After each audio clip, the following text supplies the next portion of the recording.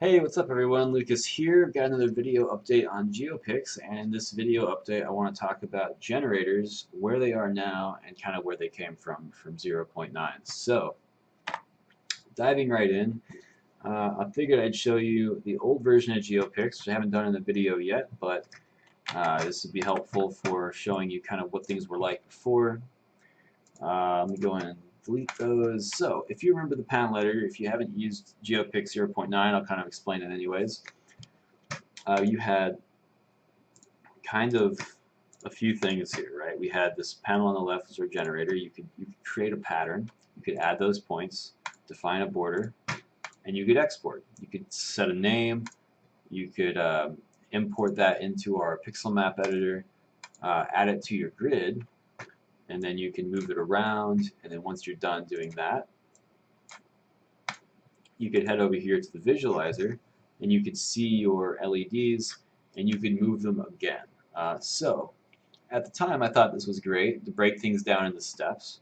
But the problem with this approach is actually that uh, this this creates a lot of these inefficiencies, right? Because what happens when we come to the pixel map editor and something we created doesn't look right or isn't right? We have to go back to the panel editor, recreate, resave, reload, and replace it in here. And then if we're lucky, then we can move on to the visualizer.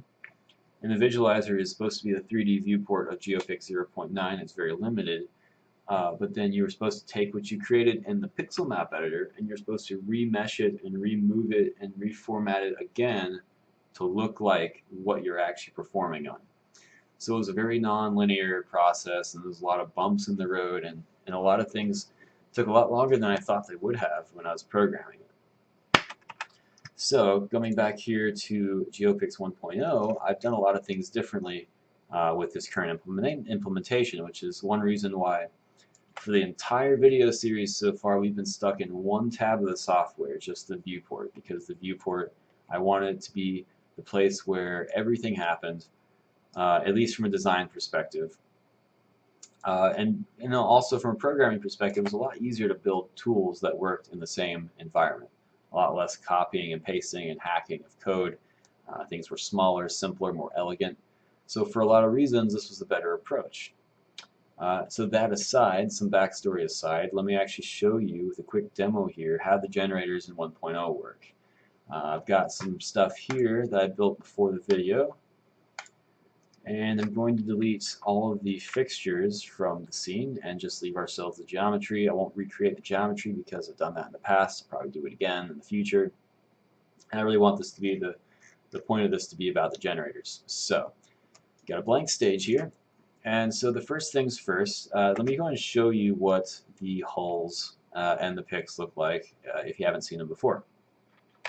So if I hit tab, I jump over to my create menu and I create a fixture. It creates a blank fixture that I can move around. It's got to transform and rotate and scale, but that's pretty much it. So if I hop over to hulls, hull mode for the fixture, I can hit A on my keyboard, I can go into add mode, and I can start placing hulls, and I can also do that for picks, right? So I can hit A on my keyboard, I can start adding pixels or picks. I'm going to go and delete these though because that's not really what I'm here to show you. What I'm here to show you today is the generators. So I have a blank fixture. I deleted everything. I'm going to go and move this up here to one of these 2x4s. And that looks like a good place for it. The reason why I'm putting it up here is twofold. One, it's going to simplify my life when I'm aligning points in a little bit, but also because visually it identifies it with this 2x4. So it's just kind of a useful way to visually kind of organize things, etc., etc. So, alright, got that up there. I'm going to hop over to hull mode. I'm going to hit A to go into add mode. I'm going to go and add 4 points. 4 points sounds good. So there's 4 points. As you can see, it's not straight. I just eyeballed it. So what I can do is I can select one of these hulls and I can type in a new coordinate up here if I wanted to. So for example, I could type in 0. And what that does is it zeroes out the x coordinate of this hull to line up with its origin, which is its object. So I'm going to go and select all of these. I'm going to go and do this with all of them. And as you can see here, just by doing that, I've put these on a straight line. and that's kind of what I was going for. So next thing's next. This is an LED strip, and maybe I want this to be sagging a little bit in the real world. So let me go ahead and take Y down for these two. Maybe I'll even push them forwards a little bit to kind of get things looking a little nicer. Alright, cool. So I've done that with the W key, which is the translate tool. Make sure that our coordinates are at 0, they were at 1. Great. So here's our hulls, but we don't have any pixels yet. So what do we do next? The next step is to create the generator. There's two ways to create a generator currently. One is to do it from the selected hulls you have selected, like right now, or we could make it from scratch and then configure the settings manually. I'm going to do from scratch first so that you see the long process and kind of how things are assembled. But then I'll show you where the button is and how it works for creating it from the selection as well in a bit. So once we have our fixture, we hop back over to object mode, we hit tab to go into create mode, and then we go ahead and create a generator. When we create this generator, it makes it at 0, 0, so let's just go ahead and put it somewhere that makes sense visually. I'm going to put this next to our fixture because it is a part of our fixture, it will be. So once we have a generator up here, it's just a little symbol for code, 2 brackets. By itself, it does nothing. It needs to be parented to a fixture to have any effect at all. So with the generator selected first, shift select the fixture, hit P on the keyboard, and we're going to get it parented. And hey, look at that, we also have some LEDs, or some picks, technically. Alright, so we haven't actually done much, and we've already gotten ourselves some points to work with. So if we select our generator, we can look at the settings over here. There's a lot of settings that we can play with, and this will probably grow as there are more generator types I add in the future. So the first thing first, you can select a type, right? So the 4 generator types that we have right now is strip, by count, by pitch, and then grid by origin and by lattice. The last one by lattice is super cool. I'm going to save that for the last part of the video. But let's go ahead and talk about strip by count first. So you pick that from the menu. With this particular option, there's only a few things that actually have any effect in this menu. First thing is count. You can specify a number, and you can pretty much get a pixel strip that is that many pixels over the course of your entire hull. Well, that's pretty great and all, but what if we wanted to have maybe 20 pixels, but we only wanted them to be from our first 2 hulls? Okay, well, we would need to limit our hull selection after the fact, and so the place we do that is actually down here at the bottom under hull coordinates. Hull coordinates, when you create a hull or a generator from scratch, it actually starts out as a wildcard, a star, an asterisk, whatever you want to call it. And that means basically apply this generator to all hull points. So what we're going to do here is actually do 0-1. What that does is it says put the generator, apply the generator to hulls 0 and 1. So the reason why it's 0 is because in programming we start with 0 is the first number. And so we could actually just go ahead and add another number to this and make this 2, 0, 1, 2. And then we could also go over here to the fixture and we could grab a hull and we could start moving it around and we could see our LEDs update in real time.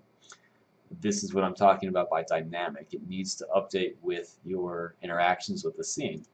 This allows you to quickly say, okay, I didn't really like how low this was, but I wanted my LEDs to follow along. Then I can jump back over here to the generator and I can say, you know, actually this is going to be a 15 pixel strip. Done. Oh, wait, what did you say? You wanted to have a 30 pixel strip go all the way at the back? Well, we can change this to 30. We can change this to wildcard, and we have our strip going across the entire span. So that's a very useful way to use generators. So another thing to mention is you can stack generators. So let me go ahead and put this back to 0, 1. And I'm going to duplicate this generator in place. I'll just move this up so we can select it in the viewport, and I'm going to say put this on 2, 3. And what that does is it essentially creates 2 generators. Now we have 2 parented to fixture 1, and the second one is down here and the first one is here. So for this second one we can actually change this to strip by pixel pitch. This is our second type of generator option. And the reason the way this works, it doesn't actually care about your count, right? So I can have 10, 5, 1, 100, doesn't matter. What it cares about is the spacing, so the pitch.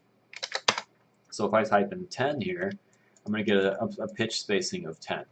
And limit is a very useful parameter because you may want to have a certain pitch, but you don't want it to go over a certain amount ever, right, for that certain segment. So what you can do is you can say, I want the limit to be 10, and so it will attempt to space out your LEDs at a pitch of 10 until it gets up to 10 total LEDs, and then it will just stretch the strip and not add any more pixels. So this is kind of like a dynamic limit of sorts to your generation technique. Great, so those are the first two, and let's just go ahead and leave that where it is. Actually, no, let's go ahead and duplicate this a couple times, just finish the example. I just didn't want this to be too long of a video, but I think that'll be fine. Let's say it's going to be 100, and let's use a wildcard, and we're going to go ahead and get that full strip effect. Then we can delete the generator. By the way, when you delete a generator, it doesn't actually delete the points it made. It leaves them there in case you wanted to have manual control of them later, to go and move them around, delete some, add some, all of that good stuff. So I'm going to go ahead and duplicate this on X. I'm just going to go and keep duplicating this one more time, and then I can select these, and let's go ahead and scoot them over on X again, and there we go, we have our ceiling. Next thing is to throw a few grids in the background. So the grids are a little bit different. For these, I'm actually going to give ourselves a piece of geometry to draw on, and that's going to be a primitive. However, it's not going to be a cube, it's actually going to be a plane. So we're going to bump this up by 50, move this back in the world a bit. Let's go ahead and home in on our grid. And let's go ahead and create another fixture. So now that we have another fixture that's empty, we can go ahead and snap this to the middle. I think that'll be a good place to put it. For symmetry's sake, once we go there, we can go back to Hull, hit A for add mode, and let's go ahead and just put one maybe up here in the top left. So just one hull point. Alright, so this is a good opportunity to show you the other way to create fixed or generators. So I showed you how to make it from scratch, but the other way you can make it is actually from the hulls menu. Down here we have generator from selection. You click that, you get a generator, and it's already parented to your fixture, and also its hull coordinates is filled in with the selection you had. So this is a very automatic way of getting the generator based off of your selection. Currently nothing's happening, and the reason why nothing's happening is because we created a generator from one hull, and since the default mode is strip by pixel count, you need at least 2 hulls to create anything. So we're going to go ahead and do this by origin. So we click origin here, and as you can see, we have a nice little array that generated for us, good to go. So from here we can change a few parameters I haven't really talked about too much, like zigzag. Zigzag is essentially the array style. If you've ever done LED work yourself, you're probably very familiar with this parameter. And essentially just does zigzag, where it goes every other row is flipped versus every row is left to right. Pretty standard option. The other options all apply here as well. So pitch would be spacing, and then the count is pretty self-explanatory. It simply makes your array bigger. And then you have limits, which also does the same thing. So this one works off of only one hull coordinate. So you can only generate a grid by origin with one hull, and that is because it doesn't require or need any additional information to create that array. Okay, so let's go ahead and change this to grid by lattice. As you can see, it disappeared. That is correct. It should have disappeared because grid by lattice requires 4 points. It requires 4 points because of the way it generates the square. It's still generating a grid, but like I said earlier, this is a cool one. I was saving towards the end, so yeah, let's go ahead and create one. So if I select the fixture and we go over to hulls, let's go ahead and delete that hull we have, and let's go ahead and hit A to go to add mode, and let's go ahead and hold S and just click 4 points here and an upside down U shape. And then let's go ahead and hit Control A. Let's select all of our hulls. No, I'm sorry, we actually don't need to do that. We already have a generator. So let's just hop over here and let's select the generator, and let's go and put a wildcard. Let's go ahead and specify manually. There we go. So once we specify our 4 points that we made, we could have used a wildcard, but I specified 4 so that if we added more hulls, this doesn't change.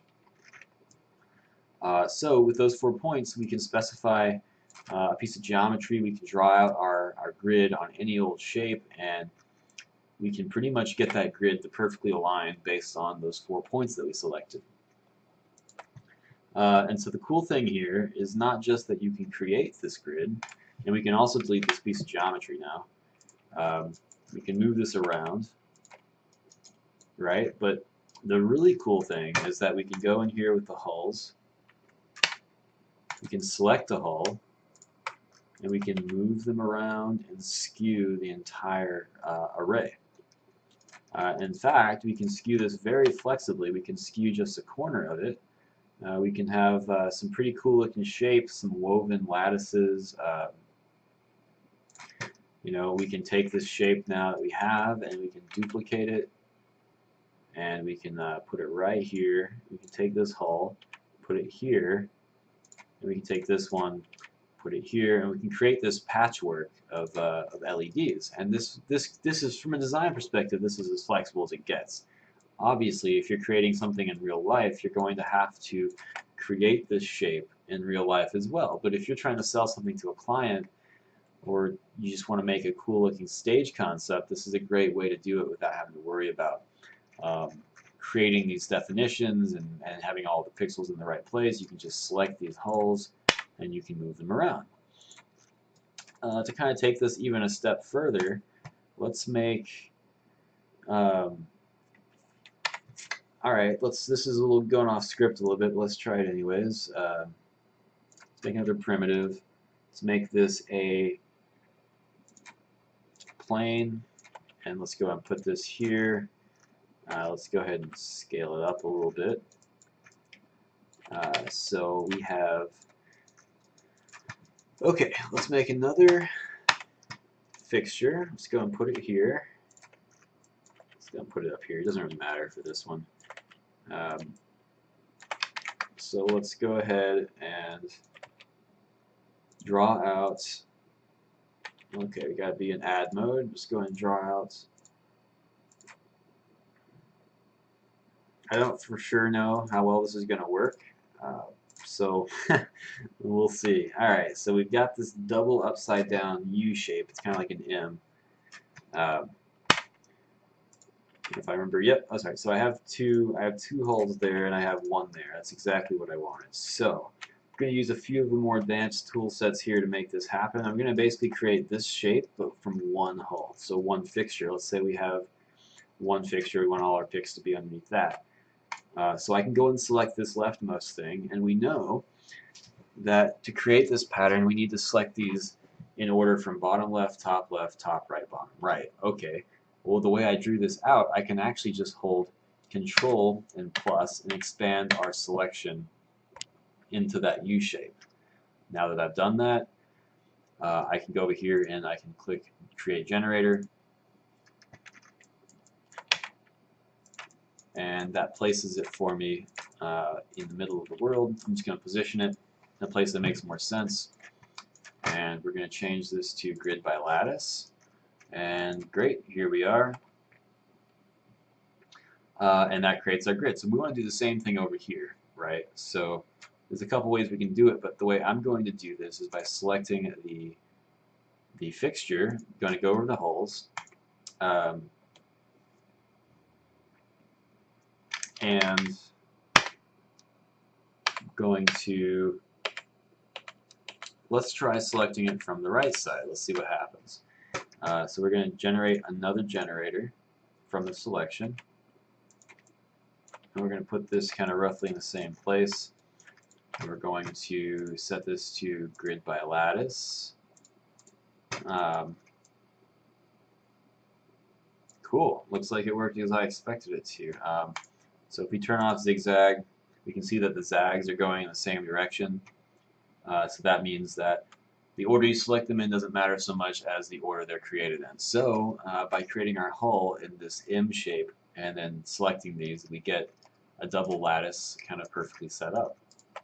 And what's cool about this is we can go in here, right, and we can start playing with these. And you can have a common point that affects both lattices. So that's pretty sweet, pretty cool way of working.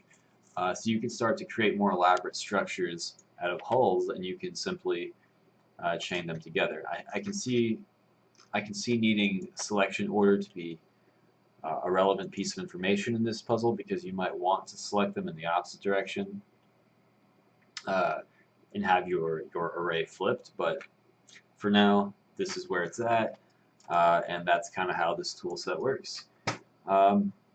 Thanks for watching. That was hulls. Next video, I have a really big chunk of work I want to get done for that too. My goals are to have saving and loading working, so you can save out not only your scene but a chunk of things as a prefab. That prefab you can import back into your scene later. So for example, a prefab might be this wonky looking panel. Maybe I get rid of the generators after I'm done building it, and I say, hey, this is something I have in my garage. I want to save this as a preset and import it into my projects in the future. Great. Now we'll have a way to do that. The other thing I want to have working by next video is outputting to actual LEDs. I want to start getting the signal chains and the devices working with just RGB LEDs. And that's my target for next video. Hopefully I'll have that in the next month, maybe two. But until then, adios, thanks for watching, and I'll talk to you next time.